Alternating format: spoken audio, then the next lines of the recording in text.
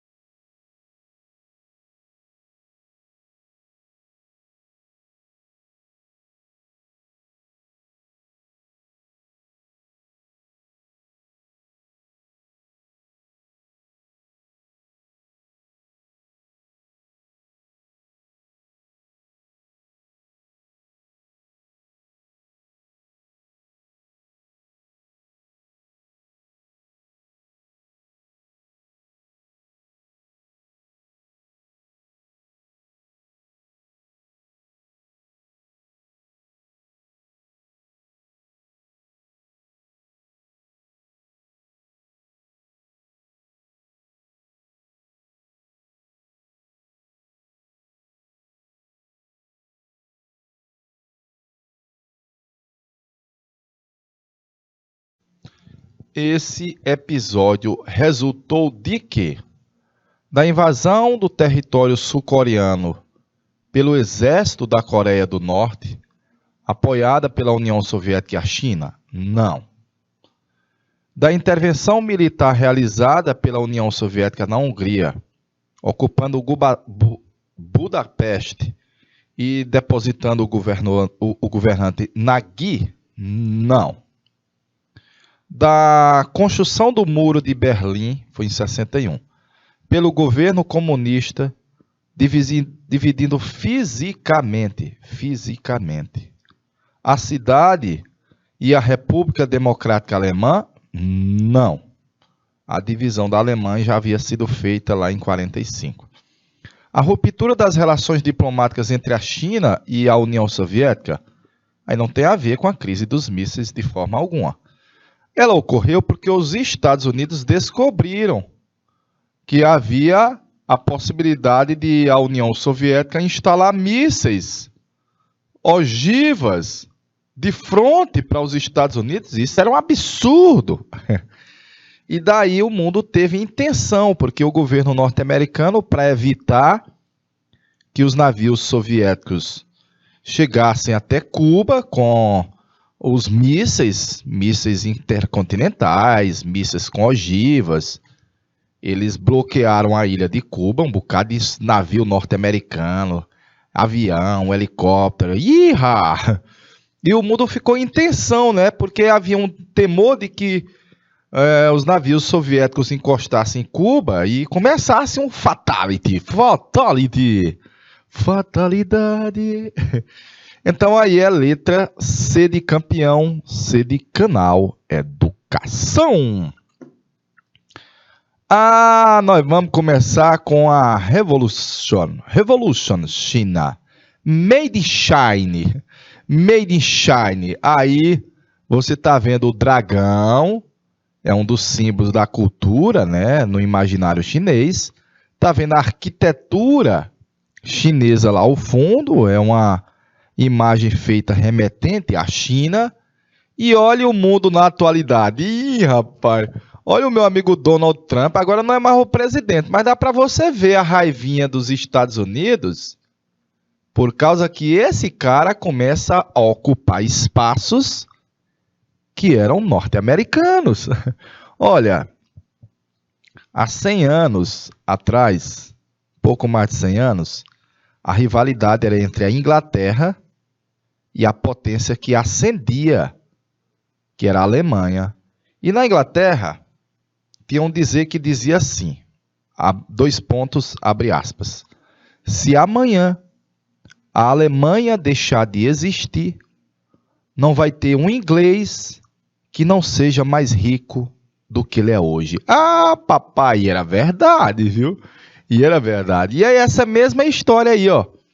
Se amanhã a China deixar de existir, não vai haver um norte-americano que não seja mais rico do que ele é hoje. Mas a rivalidade hoje é comercial. Olha aí, ó.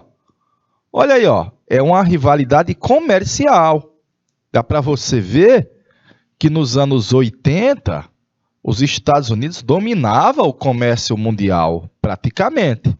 A maioria dos países mundiais eram parceiros comerciais do Zé UA. Só que passados aí 30 anos, 40 anos, vamos botar assim, 40 anos, o Zé UA perdeu a liderança, velho. É visível que o imperialismo agora, o imperialismo econômico chinês, made in China.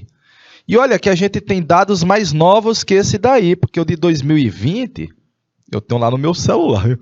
Em 2020, esses países africanos hoje já são mais próximos em made in China.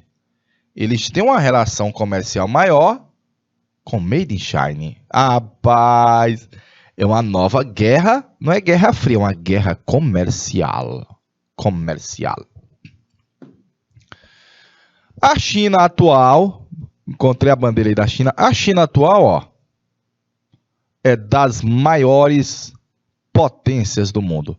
A China, deixa eu ver, eu acho que é Rússia, primeiro, Canadá, segundo, China, terceiro, Estados Unidos, quarto, e Brasil, o quinto em território, né? Confere bem aí se está correta essa sequência, Dandan, por favor. Confere bem aí. É Rússia, que é o primeiro. Aí vem o Canadá, que é o segundo. E Made in China é o terceiro. Os Estados Unidos é maior que o Brasil por causa do Alasca, né? Lembra? Por causa do Alasca. Deixa eu fazer Made in China aqui. 3. Made in China 3. Tá certo essa sequência aí? Obrigado, cara. Valeu. Tá bem para dizer que o professor não tá mentindo aqui ao vivo, viu? Aos vivos. China. Faltou um I. É o terceiro. É o mais populoso do mundo. Eu acho que já tem mais de 1,6 bilhão de habitantes. E é porque você deve lembrar que havia uma política de controle de natalidade na China. Só podia ter um filho por casal. Agora estão liberando um pouquinho mais, viu? 1,6 bilhão. Confere aí, Danan, se está correto. Dos mais poderosos, dos mais fortes economicamente, dos que mais falsificam. Eita, rapaz, não era para botar isso aí não, mas eu botei, viu? Dos que mais falsificam, dos mais industrializados e dos que mais dependem também, porque você tem uma mega população que depende de comida. E a gente aqui no Brasil agradece, produzindo muita soja, muito açúcar, muito café e etc. E eles compram tudo, viu? Tudo que nós produzimos aqui, eles estão precisando de comida, viu? Eita, galerinha. Vou passar, viu? Vou passar. Olha essa imagem de 100 anos ou pouco mais atrás. Está um dragão abatido. Esse dragão abatido é a China. Estavam as potências imperialistas, a Rússia, a Alemanha lá é uma águia, a França é essa galinha, o leão é a Inglaterra, ainda tem o Império Austro-Húngaro, o bicéfalo, a Itália achando que tem alguma coisa, o Japão, os Estados Unidos ali na espreita, atrás do urso. Isso é há 100 anos. Há 100 anos, as potências europeias meio que fatiaram o território da China, como você vê nessa imagem, e abriram o território chinês ao domínio delas, à exploração comercial delas. Eu vou voltar à imagem, porque ela é simbólica.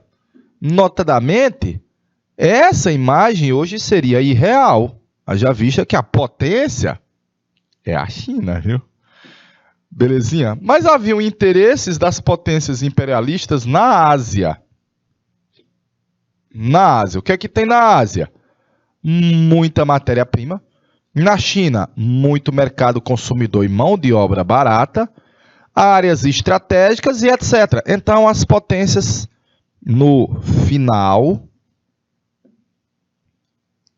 do século XIX, estavam ocupando o território chinês.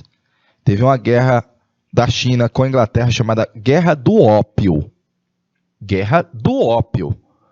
Porque o ópio é uma droga e o governo chinês não aceitava mais, derramou um carregamento de ópio de uma empresa inglesa e a Inglaterra obrigou a China a abrir o comércio, inclusive do ópio. E dessas outras regiões aí, que eram as áreas agora de interesse das potências. Olha aí, olha as imagens ali, ó. Olha as imagens aí, ó. A ideia de converter, o tanto de gente querendo converter aí esse chinês. Olha o tio Sam aí na frente da China, dizendo que está com a chave da porta chinesa. É um comércio grande lá dentro. Olha a China aí, olha.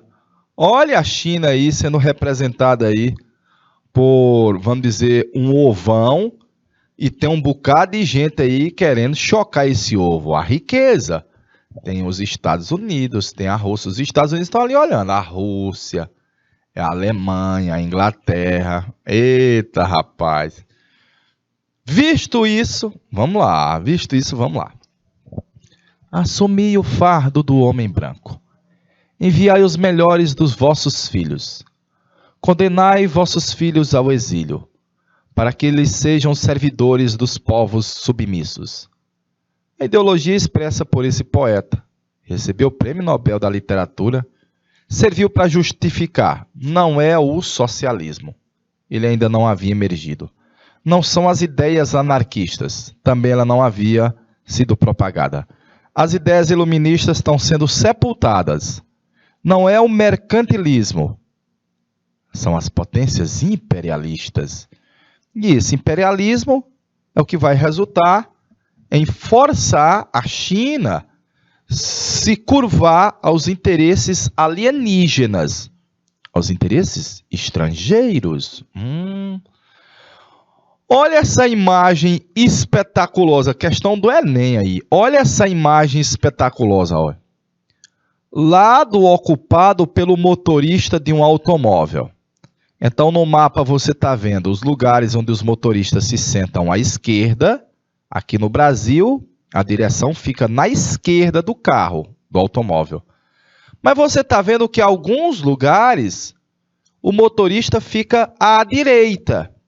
Esses lugares as Ilhas Malvinas, o território aqui ligado a Inglaterra, o território indiano que se tornou uma parte da Inglaterra, essa parte do continente africano, a Austrália, a Nova Zelândia, o Japão, essas regiões todinhas aí. Ah, papai, espetaculosa essa questão aí, galerinha. Muito, muito, muito boa.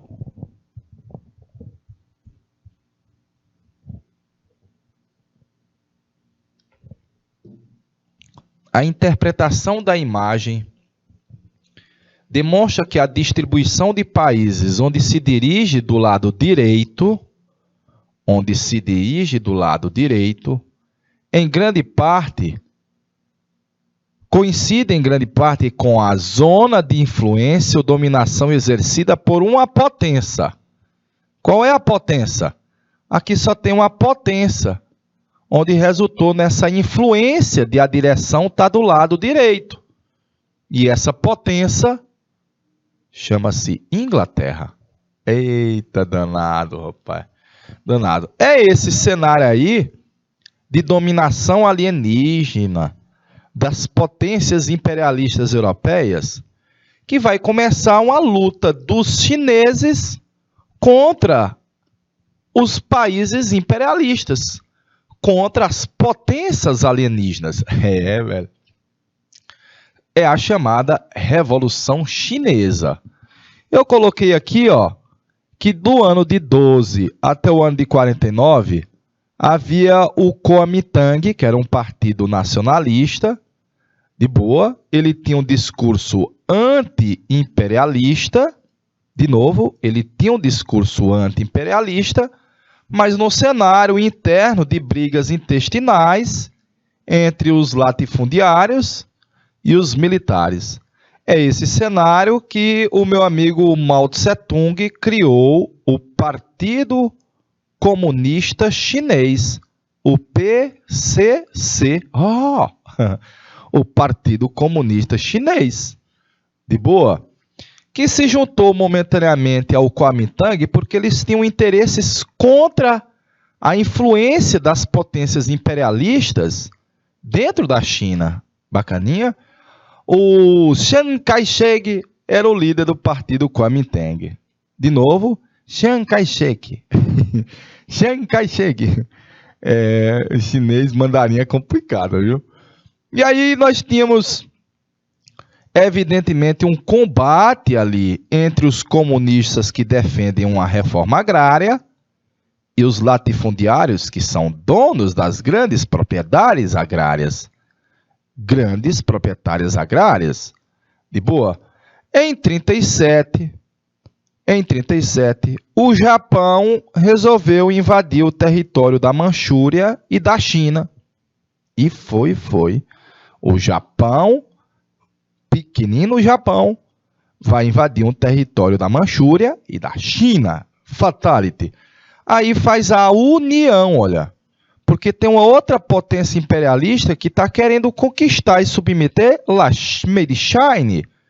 Os nacionalistas do Kuomintang, mas os comuna vão se unir aí. E lá na Segunda Guerra também, já vista que tinha que expulsar as tropas japonesas. Dar um fatality nos nipônicos de El Japão. Vou passar a imagem. Tá aí o Kuomintang, o Chiang Kai-shek. Eita, nome difícil. E o meu amigo Mao Tse-tung resolveu fazer a grande marcha, né? Passa lá pela Grande Muralha da China. Resolveu fazer a grande marcha para ver se conseguia mais apoio da população rural na luta pela Revolution, pelo acesso à terra e para expulsar de dentro do território Made in China os estrangeiros e outras influências. E a China sempre foi um país muito populoso, meus pimpolhos, muito grande em população. E nessa época já o era, né? E o Mao Tse-tung está fazendo essa peregrinação aí por todo o território chinês. Bacaninha? Nós vamos descrever a Revolução Chinesa que vai se transformar em comunista. Como ainda hoje, você sabe que quem comanda é o Partido Comunista Chinês, e só tem um partido lá. Só tem um partido lá. O Partido Comunista era liderado pelo meu amigo Mao Tse-tung. Em 49, ele vai tomar o poder do Kuomintang, vai declarar que a China é uma república popular, é o nome hoje, e uma república sob o comando, claro, dos comunistas, que adotaram como uma das estratégias fazer uma espécie de reforma agrária. Opa! Ele já havia percorrido o país outrora. Fazia 15 anos, 14 anos da Grande Marcha, e o Mao Tse-tung tinha ganhado apoio de parte considerável dos camponeses. Sonho de produzir arroz, a própria produção. E vai haver uma espécie de coletivização da terra e o Estado passa a controlar a economia. Ora, nessa mesma época no Brasil haviam empresas estatais, nos Estados Unidos haviam empresas estatais, na União Soviética do Stalin haviam empresas estatais. Eram muitos países no mundo tinham criado grandes empresas controladas pelo Estado, pelo governo. Mas o Mao Tse-tung foi mais profundo. À medida que ele vai parecer com o que o Fidel Castro fez em Cuba. Nacionaliza as empresas estrangeiras. E algumas eram, estava lá há décadas. Desde o início da ocupação inglesa, no século XIX, que você tinha empresas estrangeiras sediadas em Pequim, em Hong Kong, na China. E aí, copiando o modelo que havia dado certo na União Soviética, um planejamento de governo. Professor, no Brasil vai ter isso? Vai ter também. Vai ter também. Quem fez primeiro, com investimento pesado na indústria de base, foi o Getúlio Vargas, lá com a Vale do Rio Doce, a Companhia Siderúrgica Nacional, bacaninha. E aqui, o Mao Tse-tung vai fazer os planos com investimentos e metas a serem atingidas. É um plano com metas, o plano de metas. E um plano com metas tinha como primeiro a indústria pesada, a produção de energia, o setor químico, inclusive da química ligada a produtos químicos para facilitar a produção agrícola. Bacaninha? Esse cenário bem aí, esse cara disse: ei, brother, eu não aceito isso não. E se retira para Taiwan, e até hoje Taiwan se considera sendo a China, e o governo chinês não considera Taiwan. E lembre-se que essa semana passada ocorreu a presença de deputados parlamentares norte-americanos em Taiwan. E a China não reconhece Taiwan. E a China resolveu fazer umas aventuras militares e dizer: olha, brother, se vocês vierem aqui para pertinho de eu, vocês estão lascados. Rapaz! E foi. E aí o Mao Tse-tung passa a ser o grande líder, o grande timon, o grande chefe, o grande timon, líder aí da Revolução Cubana. De 56 para frente, a ideia, um grande salto para frente. Então, de um país explorado pelas potências imperialistas, sugado em suas entranhas, forçado a consumir uma droga que era o ópio. Agora está fazendo uma revolution, nacionaliza as empresas estrangeiras. Olha o que o meu amigo Mao Tse-tung está fazendo. Cria um plano de governo, se distancia do mundo ocidental e vai começar a se transformar numa potência. Está nascendo uma potência, galerinha. Isso é década de 50. Década de 50. Perfeitinho? Ou seja, há 50 anos a China era um país dominado por povos, por países, melhor dizendo, explorado, sugado, extenuado até as entranhas. E agora está se libertando. Vou passar. Tá aí o Mao Tse Tung, aí o meu amigo Mao Tse Tung fazendo declaração em rádio. Qualquer semelhança com o que você já viu do Stalin ser visto como um guia, como um líder, como um salvador, quase entronado como um deus, o Mao Tse Tung o fez na mesma forma na China. Bacaninha? Na China. A famosa revolução cultural. Nós vamos desocidentar um pouquinho. Modificar os costumes tradicionais que nós tínhamos na China, substituir por valores, principalmente valores dos trabalhadores, de trabalhar, de vontade, de força, de coragem. E, claro, distanciar das influências que haviam do mundo ocidental. Olha, burguesia e capitalista é Ocidente. Nós tivemos por 70, 80 anos a presença de empresas, de agentes de comércios estrangeiros no território chinês. E o Mao Tse Tung está dizendo, nós vamos acabar com isso, brother. Não queremos, não. Velho. E vai combater e eliminar a burocracia que havia dentro do Estado do governo. Hoje a China é um governo fechado, né? É um governo burocratizado, é um regime ditatorial politicamente. Não há liberdade de expressão, liberdade partidária. Um pequeno grupo se assenhorou do poder e o meu amigo Mao Tse Tung estava tentando eliminar isso daí. Bacaninha? Mas mais ainda, ó, nós vamos ampliar o ensino chinês. Nessa mesma época, sabe quem fazia parecido investindo muito no ensino? A Coreia do Sul. E a Coreia do Sul vai fazer um mega investimento no setor educacional. Então, eles estão colhendo hoje os frutos que eles plantaram, olha, há muito tempo, galerinha, há muito tempo. Ciência, arte, pesquisa, tecnologia vão ganhar um impulso. É tal que a China entra no seleto clube dos países que tinham o domínio da tecnologia nuclear. Então, quando você tem o domínio da tecnologia nuclear, você pode buscar se impor. Você pode querer ser ouvido melhor. Rapaz, e é sim, porque é um poder que os caras têm que reconhecer. Eita, rapaz. Per favor, em italiano, faça o print dessa parte aí, galerinha.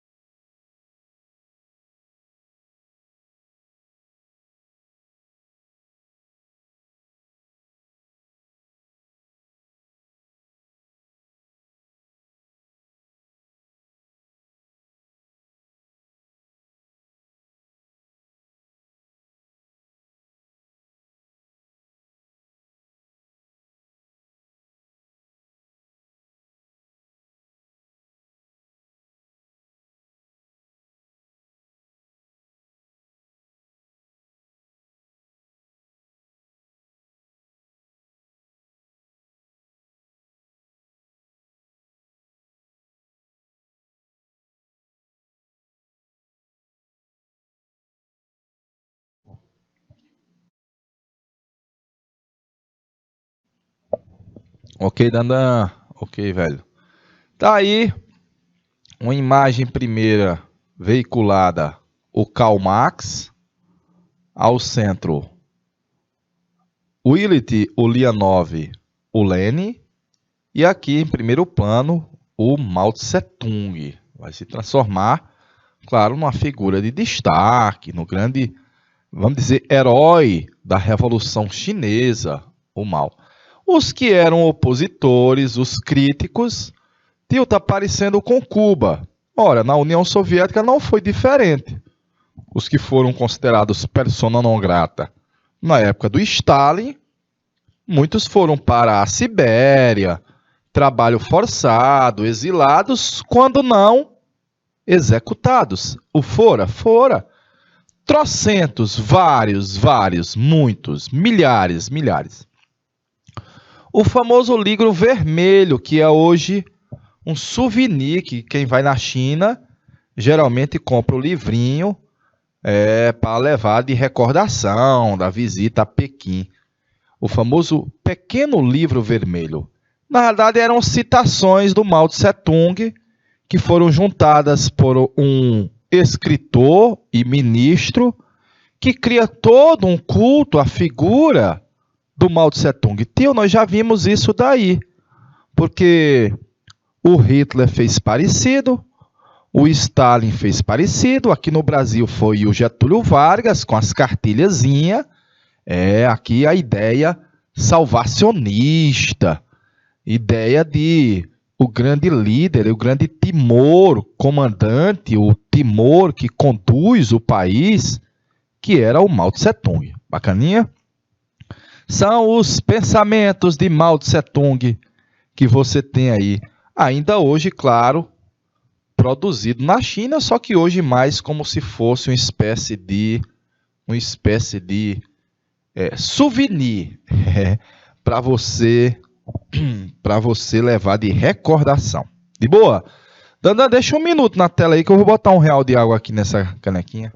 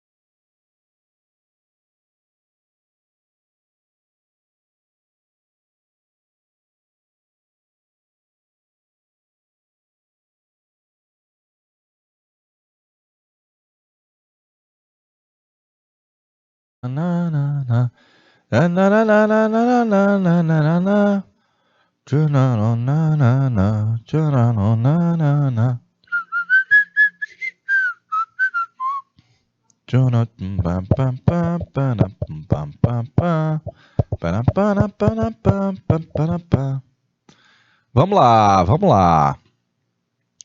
Tá aí o Mao Tse Tung, o livrozinho sendo exposto nesse cartaz. Vai ser transformado numa espécie de, vamos dizer, guia do país, o Timor, o condutor do país. Um timão também, né? Uma luz, um farol. O Timor. Tá aí na década de 70, os jovens fazendo a leitura das passagens do chamado Livro Vermelho. Aí tá vendo os jovens nessa meio que alienação, bitolação, referente às passagens do comandante Mao da Revolução Chinesa. Aí eu coloquei assim, ó, alguns destaques pós a Revolução Chinesa. A China vai ajudar na Guerra da Coreia. Notadamente, vai ajudar a Coreia do Norte. Repetindo, a Coreia do Norte.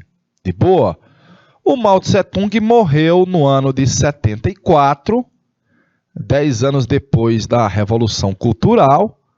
E logo depois a China começa uma política de aproximação com o Ocidente. Se o Mao Tse Tung buscou desocidentar a China, depois da morte dele, passou a haver uma aproximação da China, made in China, com o mundo ocidental. Reatou relações com os Estados Unidos, comércio com o Brasil. Nós vamos começar a vender para eles soja, café, açúcar, arrozinho. Em 97, a Inglaterra devolveu Hong Kong, que ela já ocupava há 150 anos. De novo, a Inglaterra finalmente devolve a China. E quem tem acompanhado o noticiário recente, tem visto que Hong Kong, a cidade, tem várias manifestações populares pelas ruas em defesa da democracia, da espécie de libertação da China. Nos anos 60, o território do Tibete, onde vivem os monges, foram ocupados pelos chineses. Recorda, Taiwan, a ilha de Formosa, não reconhece o governo e Estado da China comunista. E nem a China comunista reconhece o governo de Taiwan. Ele considera um governo rebelde. E na semana passada, nós tivemos um momento assim, meio de tensão, inclusive com a China, realizando aí algumas manobras com os aviões para dizer, olha, brother, nós não aceitamos os Estados Unidos estar aí do lado de Taiwan, não. Taiwan é um governo rebelde, porque essa ilha pertence a nós. Ixi, Maria. Belezinha, Danan? Deixa um minutinho na tela pra gente fechar a aula com a tarefinha ali no final, viu, velho?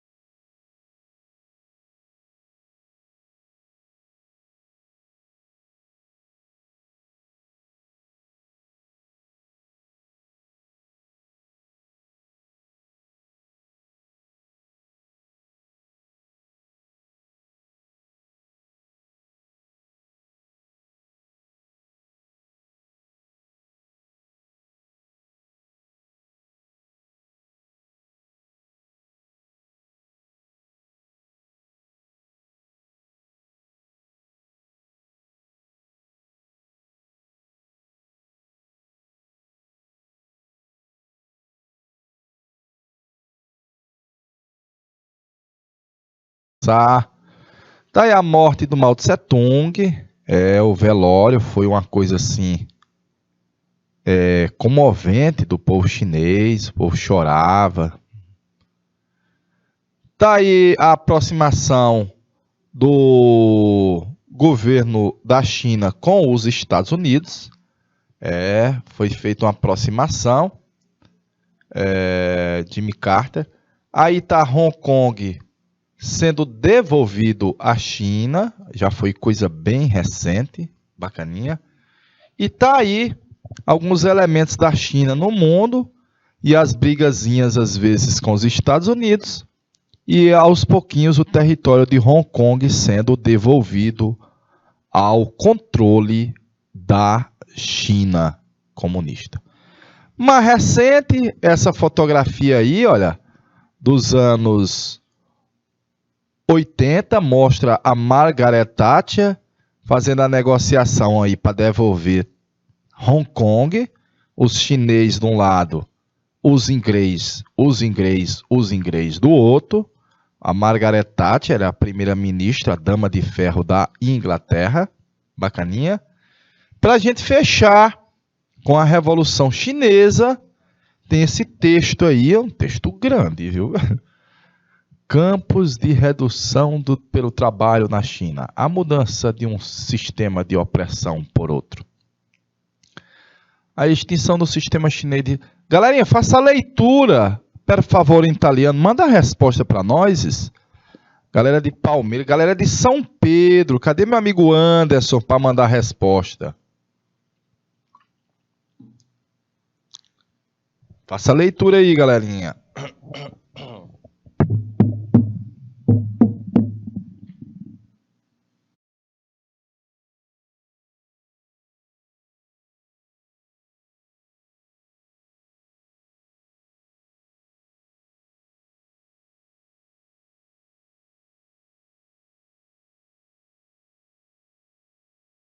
Assim, nas últimas décadas, o sistema político chinês evolui de forma muito lenta.